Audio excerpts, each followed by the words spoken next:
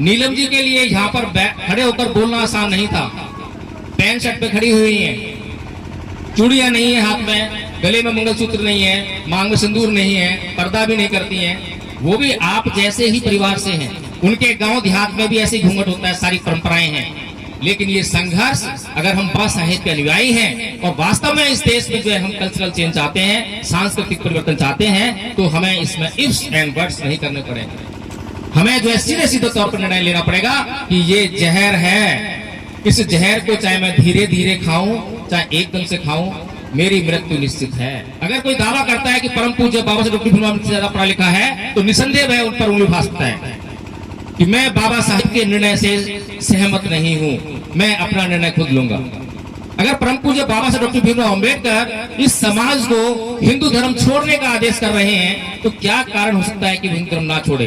और परम पूज्य बाबा साहेब डॉक्टर भीमराव अम्बेडकर अगर इस समाज को बौद्ध धर्म की ओर जाने का आदेश दे रहे हैं, तो क्या कारण हो सकता है कि ये समाज उस तरफ ना जाए?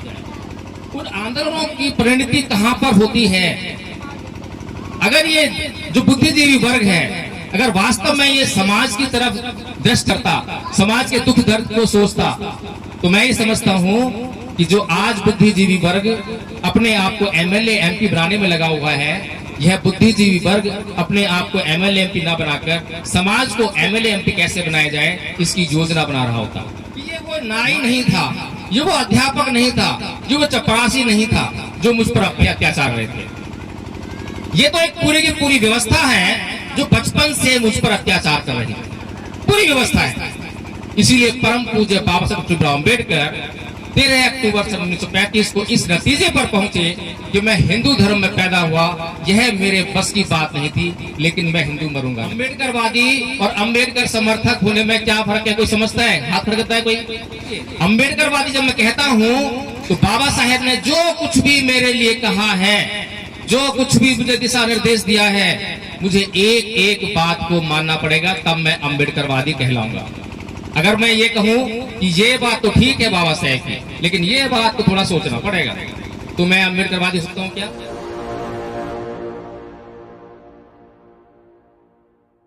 और उनका समय समय नहीं, उनका एक एक शब्द बहुमूल्य है।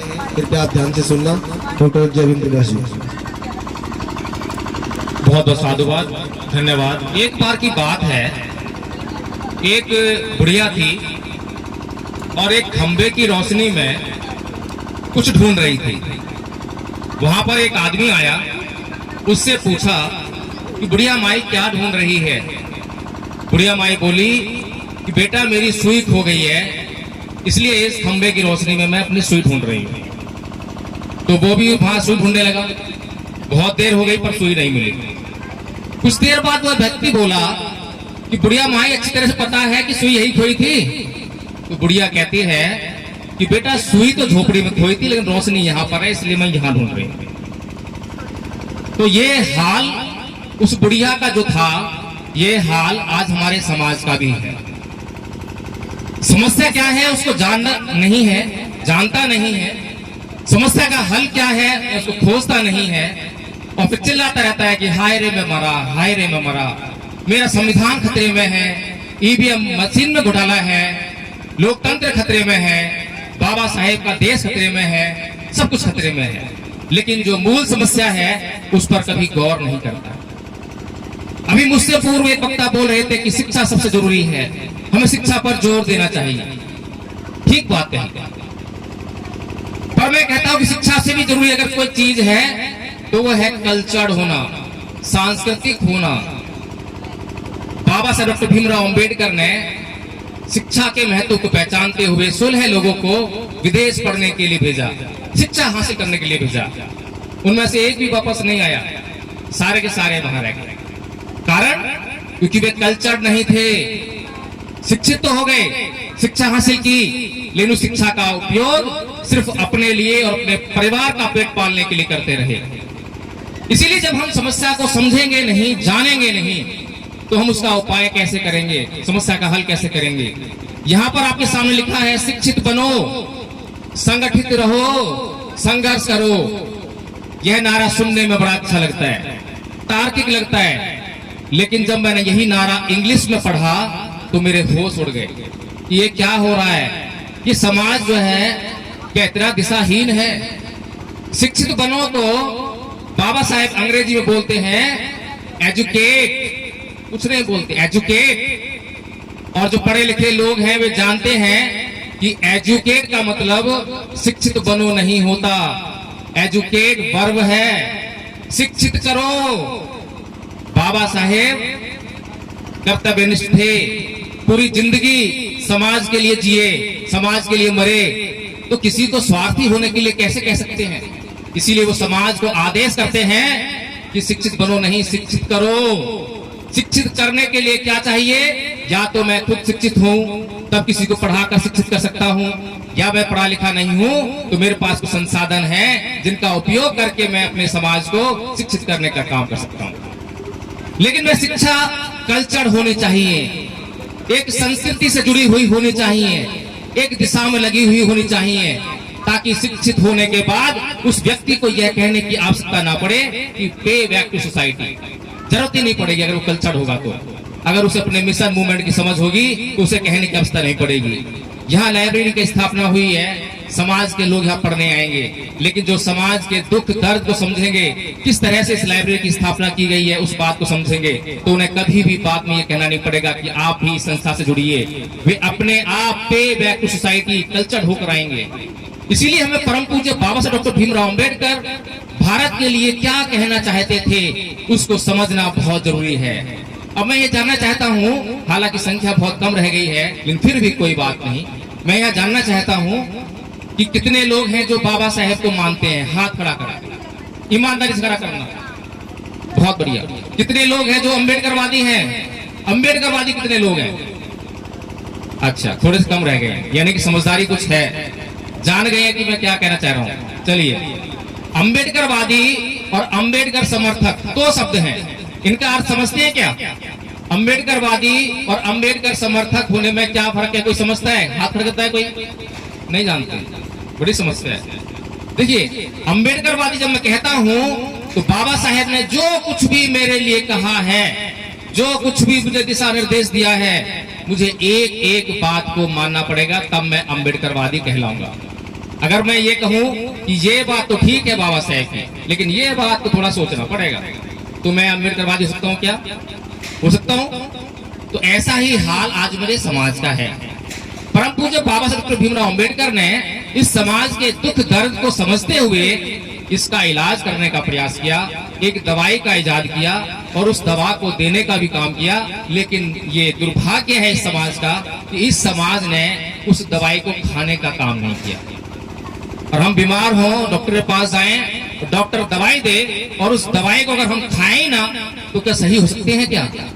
परम पूज्य बाबा साहब डॉक्टर भीमराव अंबेडकर आपकी हर बीमारी का इलाज करके आपको दे रहे हैं, उस बीमारी का इलाज करने का दवाई भी आपको दे रहे हैं, लेकिन आप उस दवाई का लगातार इस्तेमाल नहीं कर रहे हैं और लगातार चीख रहे हैं, चिल्ला रहे हैं, हाय रे मैं मरा, हाय मैं मरा, ईवीएम ने मुझे खाया, लोकतंत्र खतरे में है, संविधान खतरे में है। कुछ नहीं पता, अभी कुछ नहीं पता।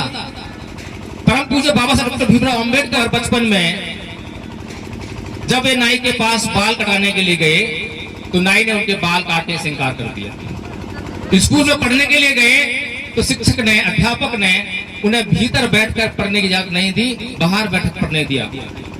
जब उन्हें प्यास लगी तो नलके पर उन्हें पानी नहीं पीने दिया। जब वे पढ़ लिख कर वापस विदेश से बहुत ऊंची ऊंची डिग्रियां लेकर वापस भारत में आए और बड़ौदा रियासत में जब बड़ौदा महाराज की नौकरी करने के लिए गए तो वहां चपरासी ने उनको फाइल दी नहीं बल्कि उनके ऊपर फेंक के मारी, उन्हें नौकरी नहीं करने दी। परम पूज्य बाबा साहब डॉक्टर भीमराव अंबेडकर बचपन से सोच रहे थे कि ये नाई मुझ पर अत्याचार क्यों कर रहा है, ये अध्यापक मुझे पढ़ने क्यों नहीं दे रहा है, ये समाज ऐसा मेरे साथ में व्यवहार क्यों कर रहा है। लेकिन जब परम पूज्य बाबा साहब डॉक्टर भीमराव अंबेडकर विदेशों से पढ़कर आए, बड़ी बड़ी डिग्रियां लेकर आए और उसके बाद जब उन्होंने संस्कृत भी नहीं पढ़ने दी बाबा साहेब को, लेकिन जर्मनी में जब उन्होंने इन धर्म ग्रंथों का अध्ययन किया तो उनकी आंखें खुल गई, उन्हें उस समस्या का हल मालूम पड़ गया। समस्या क्या है ये मालूम पड़ गया। वे इस नतीजे पर पहुंचे कि ये वो नाई नहीं था, ये वो अध्यापक नहीं था, ये वो चपरासी नहीं था, जो मुझ पे अत्याचार रहे थे। ये तो एक पूरी की पूरी व्यवस्था है जो बचपन से मुझ पर अत्याचार कर रही है, पूरी व्यवस्था है। इसीलिए परम पूज्य बाबा साहब भीमराव अम्बेडकर 13 अक्टूबर सन 1935 को इस नतीजे पर पहुंचे कि मैं हिंदू धर्म में पैदा हुआ, यह मेरे बस की बात नहीं थी, लेकिन मैं हिंदू मरूंगा नहीं। उस समय लाखों लोग ऐसे ही आपके तरह सामने बैठे थे, उनके सामने यह बात उन्होंने कही, लेकिन उस वक्त भी समाज ने उनकी यह बात नहीं समझी, नहीं मानी, नहीं छोड़ा हिंदू धर्म। फिर उसके बाद 21 साल बाद 14 अक्टूबर 1956 को वे फिर एक निर्णय लेते हैं और वैसे ही लाखों की भीड़ उनके सामने है और वे भगवान बुद्ध की शरण में जाते हैं। तब भी इस समाज ने उनकी बात को नहीं समझा। कुछ लोगों ने समझा भी तो वे कल्चर ही हुए, धर्म परिवर्तन के नाम पर आडंबर हो गया, पाखंड हो गया। अगर आज देखें कि उस समय कुछ 1 लाख लोगों ने शपथ लेकर 22 प्रतिज्ञाएं लेकर धर्म परिवर्तन किया था, बौद्ध बने थे। जब परम पूज्य बाबा साहब डॉक्टर भीमराव अम्बेडकर की मृत्यु हुई तब उनकी चिता पर हाथ रखकर कसम खाने वाले लाख लोग थे और लाखों लोगों ने बौद्ध धर्म अपनाया था। ये लाखों लोग कहाँ गए? क्या अगर लाखों लोग इस देश में बौद्ध होते तो क्या यह देश बौद्ध में नहीं होता? क्या लाखों लोग भारत को बौद्ध में करने में कम पड़ते हैं? कार्ल मार्क्स की मृत्यु पर केवल 14 लोग उसके अनुयायी थे जो उसके जनाजे पर शामिल थे, सिर्फ 14 लोग। और उन 14 लोगों ने कार्ल मार्क्स के विचार को पूरी दुनिया में इस तरह से फैलाया कि आज पूरी दुनिया में कोई देश ऐसा नहीं है जहां उसके विचार पर आधारित पार्टी ना हो। भारत के अंदर ही कहीं ना कहीं सरकार भी बनी। तो ये अनुयायियों पर डिपेंड करता है कि अनुयायी वास्तव में अनुयायी है या वो आडंबर या पाखंड कर रहा है, भक्ति कर रहा है। आज हमने ये जो पांडाल लगाया है, यहाँ पर हम बाबा साहेब की जयंती मनाने के लिए आए हैं। ऐसा लगता है कि कुछ परंपरा हमने नियत कर ली है, उसका निर्वहन करने के लिए आए हैं। यहाँ पर बाबा साहेब का जयकारा लगाने के लिए आए हैं, लेकिन परम पूज्य बाबा साहेब डॉक्टर भीमराव अम्बेडकर की जो बातें हमारे फायदे के लिए थी, जो दवा उन्होंने हमें दी, उसको हम खाने में अभी भी हिचकिचाते हैं। अगर हम इस तरह से हिचकिचाते रहेंगे, दवाई को नहीं खाएंगे, तो हम किस तरह से अपने दुखों को दूर करेंगे? समस्या इतनी गंभीर है कि जिस बुद्धिजीवी वर्ग के हाथ में किसी भी समाज का नेतृत्व करने की बागडोर होती है, अगर वह बुद्धिजीवी वर्ग अपने समाज से बेईमानी करने लग जाए तो फिर उस समाज का बेड़ा गर्क होना तय है। अगर आज भारत का संविधान जो कि पूरी दुनिया में सबसे महान है, इतने महान संविधान के होते हुए भी अगर इतना बड़ा समाज जिसकी संख्या को माननीय साहब कांशीराम जी 85% कहते हैं और उसका अपना अस्तित्व खतरे में है, संविधान तक खतरे में आ गया है, तो इसके लिए दोषी कौन है? क्या वह बुद्धिजीवी वर्ग दोषी नहीं है जिसके पास इस समाज की समस्याओं को दूर करने के लिए योजना बनाने का जो भार था, कर्तव्य उसको पूरा करना था? क्या वह बुद्धिजीवी वर्ग इसके लिए दोषी नहीं है? लेकिन वह बुद्धिजीवी वर्ग लगातार आपको सड़कों पर आंदोलन करते हुए दिखाई देता है। उन आंदोलनों की परिणति कहां पर होती है? अगर ये जो बुद्धिजीवी वर्ग है, अगर वास्तव में ये समाज की तरफ दृष्टि करता, समाज के दुख दर्द को सोचता, तो मैं ये समझता हूं कि जो आज बुद्धिजीवी वर्ग अपने आप को एमएलए एमपी बनाने में लगा हुआ है, यह बुद्धिजीवी वर्ग अपने आप को एमएलए एमपी ना बनाकर समाज को एमएलए एमपी कैसे बनाया जाए, इसकी योजना बना रहा होता। माननीय साहब कांशीराम जी का उदाहरण हमारे सामने है, परम पूज्य बाबा साहब डॉक्टर भीमराव अम्बेडकर का उदाहरण हमारे सामने है। किसी भी महापुरुष ने अपने लिए कुछ नहीं किया, अपने लिए जिंदगी नहीं जी। जब उन्होंने अपने लिए कुछ नहीं किया, अपने लिए जिंदगी नहीं जी, तब समाज कुछ कदम आगे बढ़ा। तब समाज को लगा कि हाँ, वह भी कुछ इस संसार में कुछ अपना अस्तित्व रखता है। लेकिन आज का बुद्धिजीवी वर्ग अपने आप को एमएलए एमपी बनाने की फिराक में रहता है। तो हमें इस बात को समझना चाहिए, सोचना चाहिए कि हमारा बुद्धिजीवी वर्ग किस दिशा में चल रहा है। परम पूज्य बाबा साहब डॉक्टर भीमराव अम्बेडकर की दवाई क्या है? परम पूज्य बाबा साहब डॉक्टर भीमराव अम्बेडकर ने जो आपको बौद्ध धर्म की दवाई दी, वो कितने लोगों ने खाई है? सारी समस्या का इलाज तो वहीं पर है। हमारा समाज कहीं कबीर पंथ में, कहीं रविदास धर्म में, कहीं किसी और पंथ में, कहीं किसी डेरे में अटका हुआ है। मैं किसी संत महापुरुष की बुराई नहीं कर रहा हूं, बल्कि हर एक संत महापुरुष अपने स्वभाव से जो है बोधिसत्व होता है। लेकिन बोधिसत्व बुद्ध नहीं होता है। कबीर, रविदास जी ये संत थे, इनके स्वभाव में शांति थी, अहिंसा थी, मैत्री थी, करुणा थी, कल्याण की भावना थी, इसीलिए वो संत महापुरुष थे। उनकी जरूरत समाज को बहुत ज्यादा है। लेकिन परम पूज्य बाबा साहब डॉक्टर भीमराव अम्बेडकर से हम ज्यादा पढ़े लिखे नहीं है।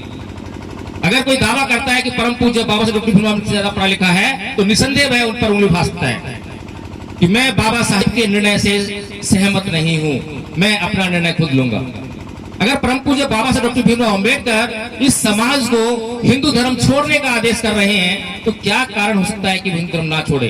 और परम पूज्य बाबा साहब डॉक्टर भीमराव अम्बेडकर अगर इस समाज को बौद्ध धर्म की ओर जाने का आदेश दे रहे हैं तो क्या कारण हो सकता है कि ये समाज उस तरफ ना जाए? अभी नीलम जी यहाँ पर आकर जो है आप लोगों को बहुत बातें बता रही थी, पिछले साल हुई बातें बताई, लेकिन लगातार जो है अभी बातें समझ में नहीं आ रही। कारण बड़ा स्पष्ट है। एक बार जब हम साइकिल चलाना सीख जाते हैं तो क्या कभी उसको हम भूल पाते हैं? कोई भूलता है क्या? ऐसे जब आपने ये पर्दा करना सीख लिया है, चूड़ियां पहनना सीख ली है, कैसे भूल जाएंगे?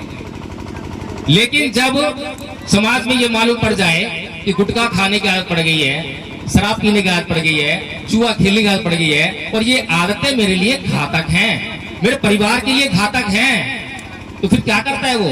आदत तो आदत है। जैसे साइकिल चलाने की आदत पड़ी है वो हमें अब दोबारा से सीखने की जरूरत नहीं है और लगातार उसको अपनाना बड़ा मुश्किल है, ऐसे ही ये भी आदतें हैं। लेकिन जब एक व्यक्ति जान जाता है कि ये मेरे लिए घातक है तो जागरूक होने के बाद वह धीरे धीरे इसको संभालने की कोशिश करता है कि मुझे इसको छोड़ना है। संकल्पित हो जाता है कि मुझे इसे छोड़ना है। कैसे छोड़ूं ये मुझे तय करना है। नीलम जी के लिए यहाँ पर खड़े होकर बोलना आसान नहीं था। पैंट शर्ट पे खड़ी हुई है, चूड़ियां नहीं है हाथ में, गले में मंगलसूत्र नहीं है, मांग में सिंदूर नहीं है, पर्दा भी नहीं करती हैं। वो भी आप जैसे ही परिवार से हैं। उनके गांव देहात में भी ऐसे ही घूंघट होता है, सारी परंपराएं हैं। लेकिन ये संघर्ष, अगर हम बाबा साहेब के अनुयायी हैं और वास्तव में इस देश में जो है हम कल्चरल चेंज चाहते हैं, सांस्कृतिक परिवर्तन चाहते हैं, तो हमें इसमें इफ्स एंड बट्स नहीं करने पड़ेंगे। हमें जो है सीधे सीधे तौर पर निर्णय लेना पड़ेगा कि ये जहर है, इस जहर को चाहे मैं धीरे धीरे खाऊं चाहे एकदम से खाऊं, मेरी मृत्यु निश्चित है। ये जहरीली संस्कृति है। ये वो संस्कृति है जिस संस्कृति ने बाबा साहेब का कदम कदम पर अपमान किया है। अगर आपके बड़े बुजुर्गों का, आपके माँ बाप का अपमान कर देता है, गाली गलौज कर देता है, तो आप उससे बोलना छोड़ देते हैं, उससे घर जाना छोड़ देते हैं और ये सोचते हैं कि कैसे उसे बदला लूं, कैसे अपने मान सम्मान को मैं स्थापित करूं, ये सोचने लगते हैं। लेकिन हम ऐसे लोग हैं जो बाबा साहेब डॉक्टर भीमराव अम्बेडकर का जो लोग अपमान कर रहे हैं, हम उस बारे में सोच भी नहीं रहे हैं कि कौन अपमान कर रहा है। परम पूज्य बाबा साहेब डॉक्टर भीमराव अम्बेडकर जब यह निष्कर्ष पर पहुंच रहे हैं, कभी भी उन्होंने अध्यापक के खिलाफ एफआईआर नहीं कराई, नाई के खिलाफ एफआईआर कराई, चपरासी के खिलाफ एफआईआर नहीं कराई, किसी से लड़ने नहीं गए, किसी से झगड़ने नहीं गए। वे जानते थे कि यह एक अध्यापक नहीं है, यह एक नाई नहीं है, यह एक चपरासी नहीं है, बल्कि तो पूरी की पूरी व्यवस्था है। उस व्यवस्था को बदलना पड़ेगा और उस व्यवस्था को बदलने के लिए सबसे पहले 25 दिसंबर 1927 को वे उस व्यवस्था में आग लगाते हैं, मनुस्मृति को आग के हवाले कर लेते हैं। लेकिन हम नहीं समझ पा रहे हमें क्या मतलब बाबा साहेब से। बाबा साहेब कौन? संविधान लिख दिया, अधिकार हमें दे दिए, अधिकार मिल रहे हैं, नौकरी मिल रही है, बड़े आराम की जिंदगी है। अब तो घूंघट भी अच्छी कर रही है। अब हमें महसूस नहीं होता कि घूंघट में क्या बुराई है।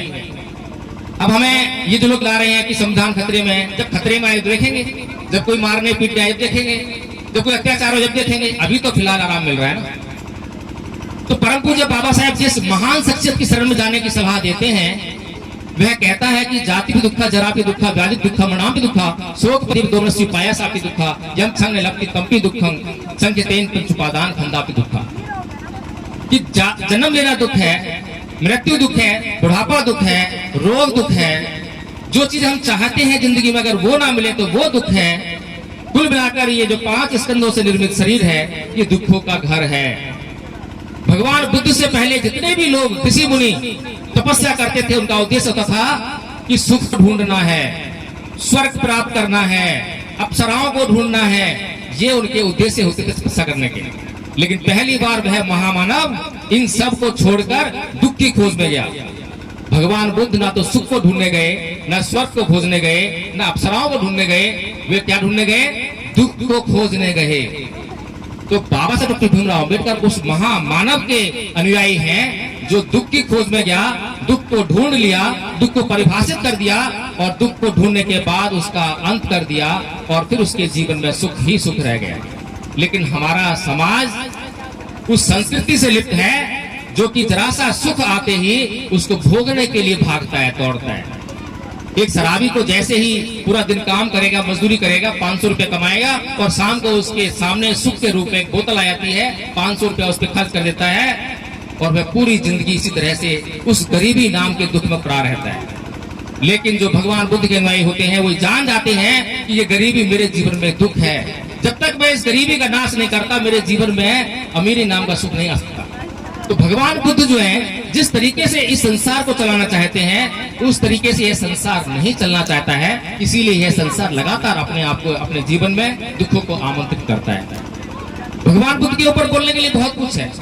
भगवान बुद्ध का जो ज्ञान है अब तक आप उससे सरोकार नहीं है। भगवान बुद्ध ने धप्पद में कहा कि अवधि मंगाजी मंगासी में ये चट्टा को पहनती बेरंग ते संग सम्मति कि उसने मुझे मारा, उसने मुझे लूटा, उसने मुझे जीत लिया। जो इस प्रकार की बातों को अपने मन में बनाए रखते हैं उनका बैर कभी शांत नहीं होता। हम जानते हैं कि हमारे घरों में कितना कलह कलेश होता है, पति पत्नी के भी झगड़ा होता है। कई बार पति पत्नी का झगड़ा हफ्ता चलता है, महीना चलता है, साल चलता है, कई बार डाइवोर्स हो जाता है। इतना सब कुछ इस तरह से बात को समझ न पाने के कारण हो जाता है। अगर भगवान बुद्ध की बात को हमारे समाज के लोग समझने लग जाएंगे तो उनके घरों में यह कलेश हमेशा हमेशा के लिए मिट जाएगा।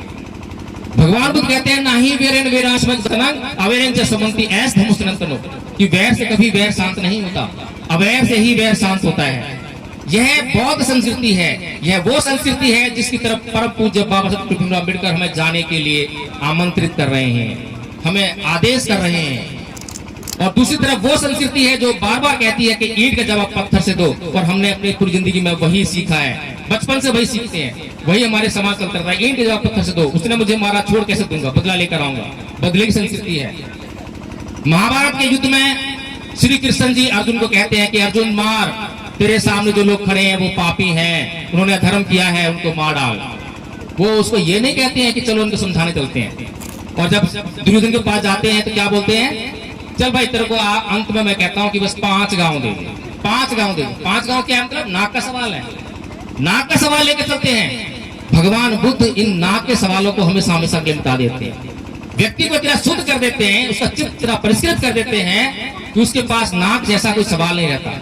और उसी श्रृंखला में हमारे जितने भी महापुरुष हैं उनके पास भी आप देखें कोई नाक नहीं है, कोई अभिमान नहीं है, कोई घमंड नहीं है। कोई उन्हें गाली दे तो गाली का जवाब गाली से नहीं देते हैं, कोई उनका हिंसा करते हिंसा जवाब हिंसा से नहीं देते हैं। लेकिन वो हमारी संस्कृति हमसे दूर क्यों है, उसको हम अडॉप्ट क्यों नहीं कर पा रहे हैं। यही वो संस्कृति है जिसे हम इस देश पर पुनः अपना जो कब्जा है वो स्थापित कर पाएंगे, उसको हम देश को प्राप्त कर पाएंगे, उस संसाधनों में, इस देश के जो संसाधन है उसमें अपनी भागीदारी को निश्चित कर पाएंगे। तो मैं आप सभी लोगों का ज्यादा समय न लेते हुए, क्योंकि मुझे आदेश हुआ था कि कम बोलना है, फिर भी मुझे लगता है बहुत अधिक बोल गया हूँ, माफी चाहता हूँ। और बोलने के लिए बहुत कुछ है, समझाने के लिए बहुत कुछ है। फिर आऊँ आपके गाँव में किसी दिन समय लेकर। आप लोगों को सभी को जय भीम, नमो बुद्धाय।